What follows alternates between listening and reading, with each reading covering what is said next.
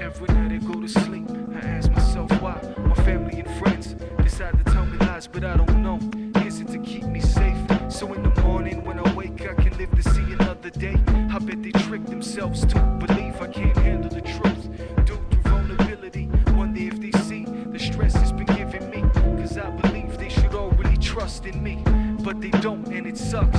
It's like hitting a brick wall, and now I'm stuck with too much on my mind, making it rough. Look, lately it's been tough, I've been struggling so much. Sometimes I lose touch with reality from all the lies I've been told from my own friends and family. I'm living in a world, twirls with no gravity. Try to escape it, but nope, it keeps grabbing me. Try to escape, but nope, it keeps grabbing me. Try to escape, but nope, it keeps grabbing me. Try to escape, nope, it keeps grabbing. Living in a world that twirls with no gravity. Living in a world that twirls with no gravity.